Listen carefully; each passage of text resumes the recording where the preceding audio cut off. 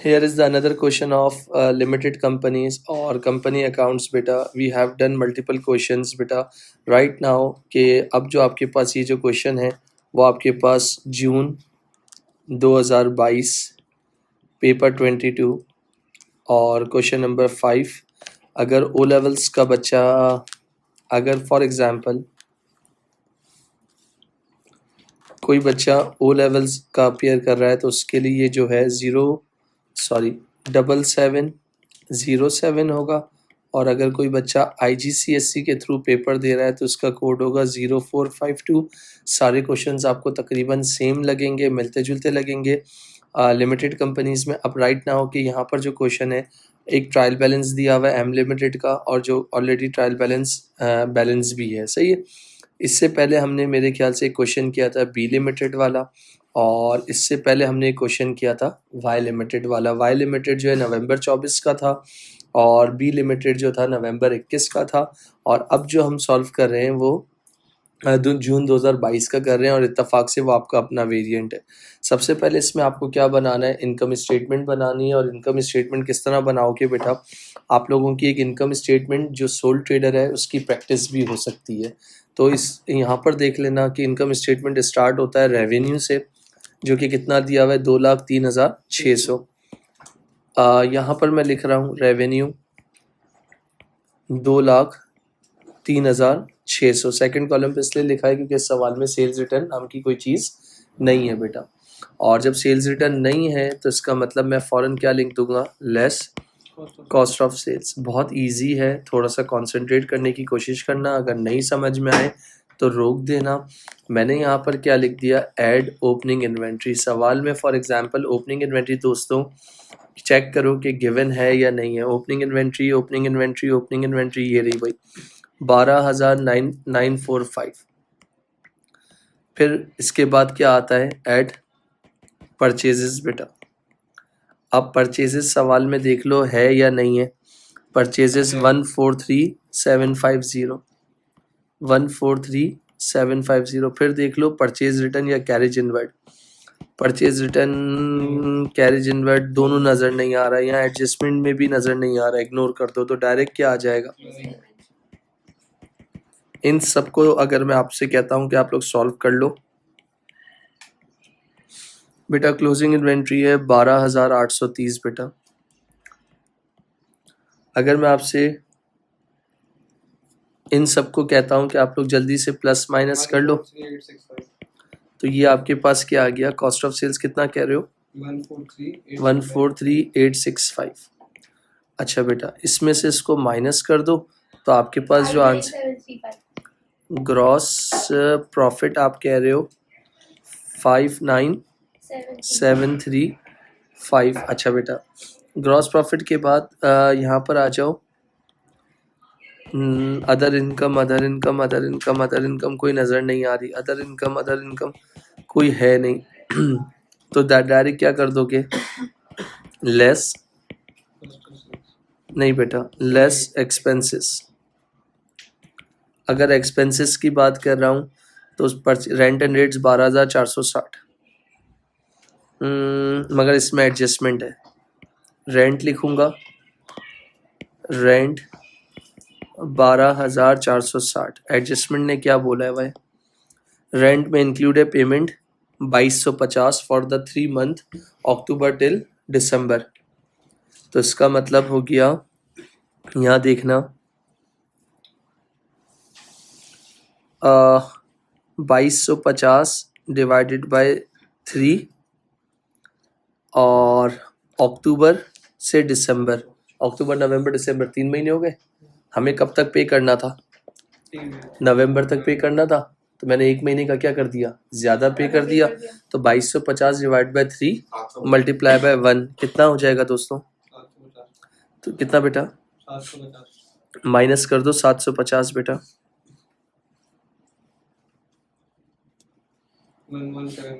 11710। सबको क्लियर, पक्की बात है। अच्छा बेटा रेंट एंड रेट्स के बाद अगर मैं आप लोगों से बात कर रहा हूँ, ऑपरेटिंग एक्सपेंस 12,920, इसमें भी मेरे ख्याल से एडजस्टमेंट है।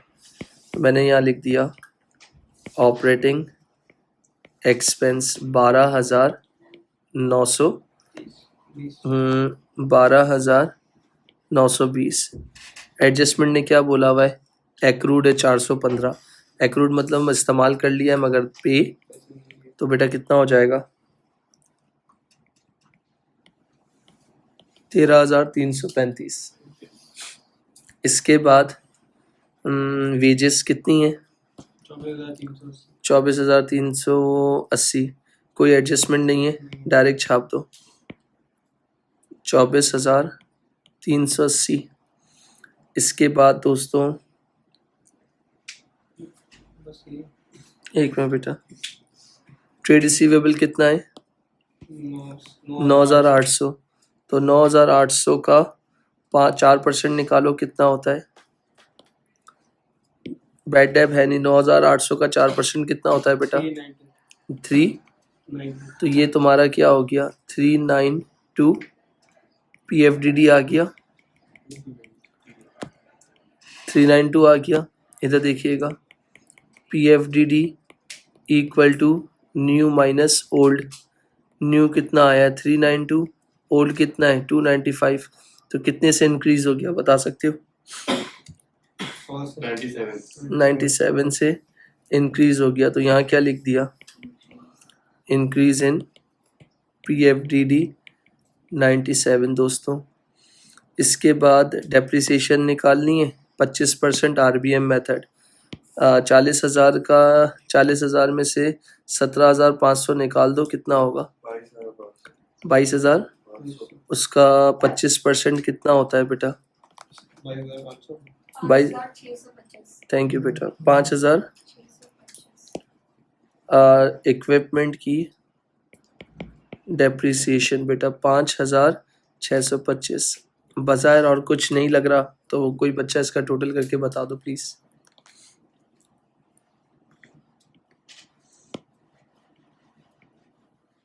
55,147। कमाता कितने पैसे हूँ? ये रहा ग्रॉस प्रॉफिट, ये रहा। इसमें से इसको मैं माइनस कर देता हूँ, तो प्रॉफिट फॉर द ईयर कितना आएगा मेरा बेटा? 4,588।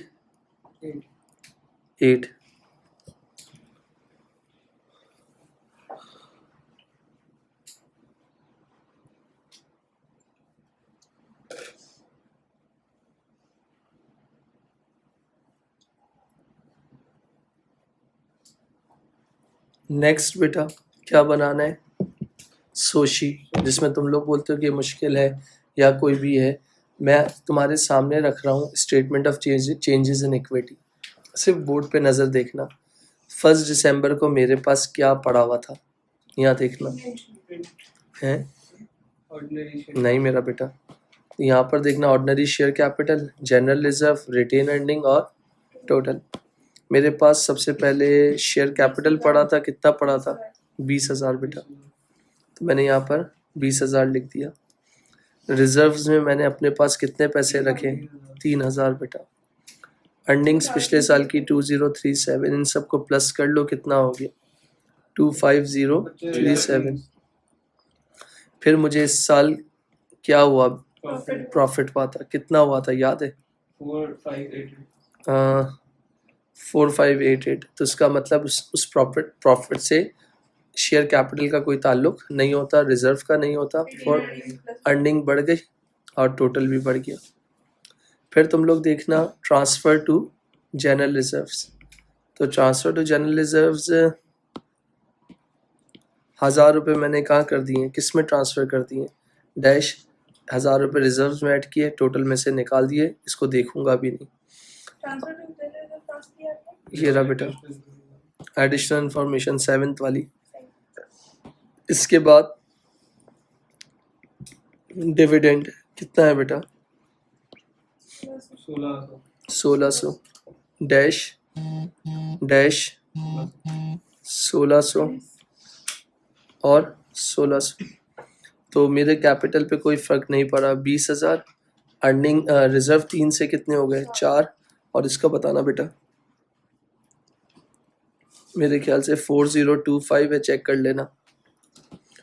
ऐसे करके टोटल करके देखना, ऐसे करके टोटल करके देखना, अगर सेम आ रहा है तो 28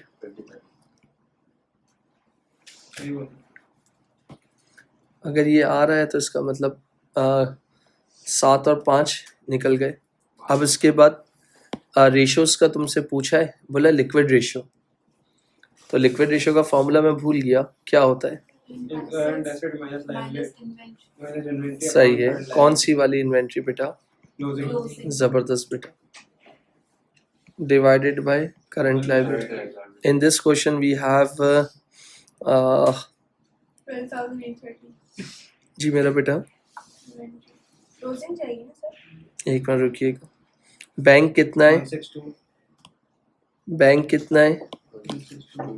162। अच्छा, इन्वेंट्री 2। अच्छा, अब जो बच्चे 9,800 ट्रेड रिसीवेबल्स लिखेंगे ना, तो मैं उनको बता रहा हूँ कि उनका जो है आंसर गलत हो जाएगा। 9,800 में से 392 माइनस करो, कितना? 9,800 में से 392 माइनस करो, 9,408। तो ये एक आ गया,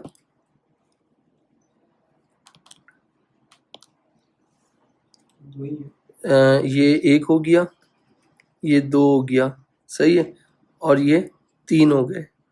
और कोई नजर आ रहे हैं? मुझे आ रहे हैं। सबर सबर सबर सबर सबर सबर सबर।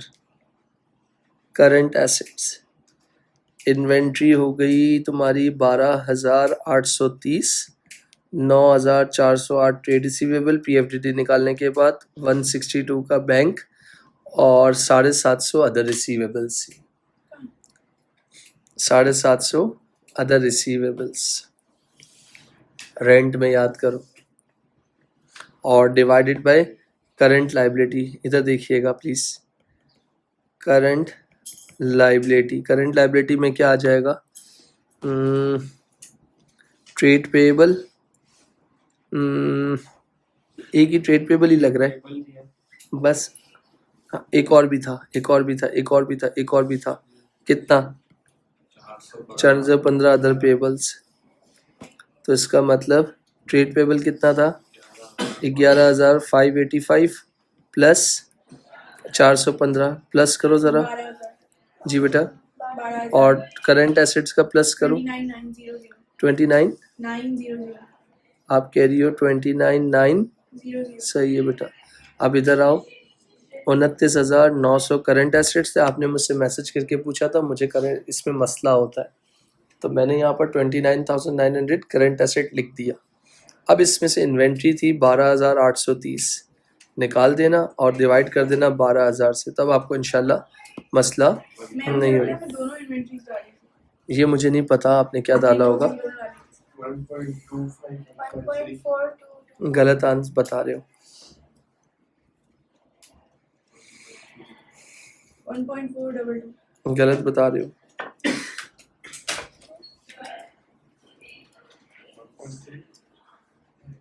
राउंड ऑफ 11,585 और प्लस 415 टोटल कितना करते हैं?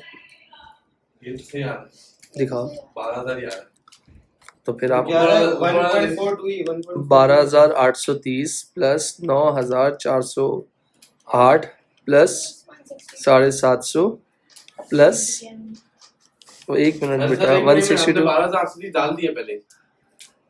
23,150 टोटल है और आप लोगों ने 29,900 बता रहे हो। तो ये आपने 12,830 डाला है। मैं दोबारा कर रहा हूँ, 12,830 प्लस 9,408 प्लस 162 प्लस 750, तो 23,150 के मेरे 23,000। 1 मिनट प्लीज, जो आप गलती करती हो वो सुन लो। करंट एसेट्स कितने हैं? 23,150 मेरे करंट एसेट्स हैं, माइनस 12,830, माइनस 12,830, तो ये बचा 10,320 डिवाइडेड बाय 12,000। तो मेरा जो divided by 0.86, 0.86:1 her like liability को पे करने के लिए। बोला नहीं है इधर, आंसर 2 डेसिमल प्लेस बोला है ना। कैलकुलेटर में आंसर ही सिर्फ 0.86 आ रहा है, तो उसको क्या करोगे? तो वो करंट एसेट है ना मेरा बेटा। तो फॉर्मूला क्या है प्लीज इधर देखना, करंट एसेट। तो करंट एसेट कितने हैं? ये रे बेटा, फिर माइनस इन्वेंट्री। अगर आप नहीं करोगी उसमें, क्योंकि फॉर्मूला बोला है कि करंट एसेट का टोटल करो फिर माइनस करके दिखाओ बेटा। अच्छा, इसके बाद जी बेटा, लिक्विड रेशियो करंट एसेट क्या क्या इधर देखिएगा। करंट एसेट्स होते हैं inventory, trade receivable less PFDD, other receivable, इसके बाद बैंक,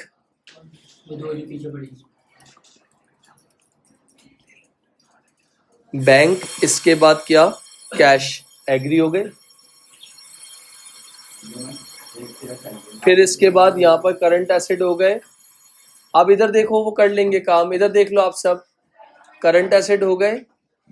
करंट एसेट में इन्वेंट्री कौन सी लोगे? क्लोजिंग वाली लोगे, ओपनिंग नहीं आती। इसके बाद current asset minus inventory divided by current liability. तो करंट एसेट में इन्वेंट्री को पहले टोटल करना और फिर आप इन्वेंट्री को माइनस करना। सर मार्किंग स्कीम है ना, ये मार्किंग स्कीम मैंने आपसे कहा ना, मैं खुद एक चलती फिरती मार्किंग स्कीम हूँ, तो मेरी मार्किंग स्कीम फॉलो करनी है। मुझसे ज्यादा कोई भी सही नहीं है। 3 चीजें होती है। मैंने आपसे कहा, क्या कहा? आप करंट एसेट का टोटल करेंगी, माइनस कर देंगी इन्वेंट्री, तो करंट एसेट में से इन्वेंट्री निकल गई, divided by current liability. Marking scheme में क्या करता है? करंट एसेट में इन्वेंट्री को टोटल ही नहीं लेता कभी कभार। 750 मैंने इसका रेंट का डाला था, अदर रिसीवेबल्स 2250 डिवाइड बाय 3। नवंबर, अक्टूबर, नवंबर, दिसंबर, नवंबर तक पे करना था, हमने दिसंबर तक पे कर दिया, तो 1 महीने का प्रीपेड था। अब इसके बाद यहाँ पर फिर एक चीज, the director of the managing director Emily plans to buy new equipment to be use improve profitability of the company. मुझे एक नया इक्विपमेंट बाय करना है, और इक्विपमेंट बाय करने से मेरे बिजनेस की हो सकता है कि प्रॉफिटेबिलिटी क्या हो जाएगी? इंक्रीज हो जाएगी। अच्छा, अब ये अकाउंट्स नहीं है, ये आपका बिजनेस स्टडीज है। आपको एनालिसिस, एवैल्यूएशन, डेवलपमेंट, आपके पास ये सारी चीज आनी चाहिए। और अगर ये जो आखिरी क्वेश्चन, जो आखिरी पार्ट है ना, 5 मार्क, अगर आपको ये नहीं आता, आप कुछ भी कर लो, आप नहीं लिख सकते। She is considering whether to fund the equipment by issuing further ordinary share और रिक्वेस्टिंग बैंक ओवरड्राफ्ट। मुझे एक इक्विपमेंट खरीदना है, अगर इक्विपमेंट खरीदूंगा तो उससे मेरी प्रॉफिटेबिलिटी अच्छी हो जाएगी। हो सकता है पुराना इक्विपमेंट फारिग हो रहा है, वो ज़्यादा डिप्रिशिएट हो गया होगा। तो आई हैव 2 ऑप्शंस कि वो कौन कौन से हैं। अगर मैं आपसे बात कर रहा हूँ, advice Emily whether to fund, सही है, whether to fund ordinary shares by issuing, और मैं नए शेयर्स इशू करूं। जब नए शेयर्स इशू करूंगा तो उससे मुझे क्या मिलेगा? पैसा मिलेगा। या फिर बैंक वालों को रिक्वेस्ट करूं कि हमें ओवरड्राफ्ट दे दे, यानी शॉर्ट टर्म लोन दे दे। शॉर्ट टर्म लोन मतलब वो लोन जो 1 साल में रीपे हो जाए। यार मेरे पास बैंक ऑलरेडी लिक्विडिटी है ना, बहुत खस्ती हालत में है। मेरा बैंक है तो सही $162 का है, तो इसका मतलब मेरे पास इतने पैसे नहीं मौजूद कि जिससे मैं मशीन खरीद सकूं। तो जब मैं इस तरह की कंडीशन मेरे दिमाग में आ जाएगी, तो अगर मैं आपको एक और बात बोल रहा हूँ, 2 ऑप्शंस आपके पास होंगे। एक होगा इशू कर दो क्या? शेयर्स, और एक क्या होगा? Bank overdraft. सही है। तो अगर मैं आपसे बोल रहा हूं कि भाई अगर मैं शेयर्स इशू करता हूं तो non current asset should normally be finance by long term debt और कैपिटल। हमेशा जब नॉन करंट एसेट खरीदा जाता है तो वो लॉन्ग टर्म पर्पस के लिए खरीदा जाता है, ताकि उसके पैसे, आ रहा हूँ, उसके पैसे जो हैं हम फौरन ना दें, टाइम बीइंग करके दें, 5 साल, 4 साल, 3 साल, जो भी आपके पास होता है। पहला पॉइंट। दूसरा, share holders will expect a dividend. तो इसका मतलब अगर मैं नए शेयर्स इश्यू करूंगा तो मुझे बदले में शेयर होल्डर्स को क्या देना पड़ेगा, डिविडेंड देना पड़ेगा। अच्छा, इसके बाद if any dividend was paid तो लिक्विडिटी वुड बी रिड्यूस, तो मेरी लिक्विडिटी क्या होगी, रिड्यूस हो जाएगी। उसके बाद the shares would not be repaid, अगर मैं शेयर्स इश्यू करूंगा तो मुझे रीपे करने की टेंशन नहीं होगी। फिर उसके बाद एक और पॉइंट की अगर बात कर रहा हूं तो क्या होगा, एग्जिस्टिंग शेयर होल्डर्स में existing shareholder may lose control of company। इसके बाद it could take some time to raise finance। तो ये क्या है, इश्यू ऑफ शेयर्स के एडवांटेज एंड डिसएडवांटेज। दूसरा लिखता हूं तुम लोगों के पास, अगर बैंक ओवरड्राफ्ट पे जाता हूं तो ओवरड्राफ्ट का मतलब क्या हो गया, liability to bank and when overdraft is cleared. Positive फायदा है नुकसान है, लायबिलिटी टू आपके पास क्या है, bank and when overdraft is clear, फायदा हुआ ना। फिर उसके बाद bank can request repayment at very short notice. तीसरा, interest is payable until overdraft is clear। फिर इसके बाद interest must be paid even if overdraft limit is reached। इसके बाद may find it difficult to repay the draft। इसके बाद bank may require security for overdraft। These are the points। आपके पास 5 marks, आप 5 points हैं। अब इसके बाद 1 मार्क इज योर रिकमेंडेशन। तो अगर तुम ओवरड्राफ्ट पे जाते हो तो वो मैंने तुम्हें बता दिया, और अगर शेयर इश्यू पे जाते हो तो शेयर इश्यू पे जो फाइनेंस आएगा तुम्हें रीपे करना नहीं पड़ेगा। अच्छा, शेयर इश्यू से जो फाइनेंस आएगा तुम डिविडेंड देना पड़ेगा, मगर अगर फॉर एग्जांपल एजीएम के थ्रू अगर नहीं दे सके तो शेयर होल्डर्स को कॉन्फिडेंस में लेके कह सकते हैं कि नेक्स्ट ईयर दे देंगे। अच्छा, ओवरड्राफ्ट प्रॉफिट हो या ना हो ओवरड्राफ्ट रीपे करना पड़ेगा, प्रॉफिट हो या ना हो ओवरड्राफ्ट पे इंटरेस्ट देना पड़ेगा।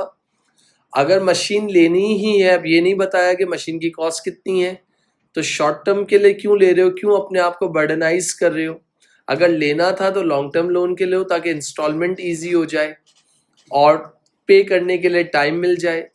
जब शेयर्स इशू करोगे तो कोई चीज़ सिक्योरिटी नहीं रखवानी पड़ेगी, और अगर ओवरड्राफ्ट या लोन लेते हो तो सिक्योरिटी वो लगानी पड़ेगी।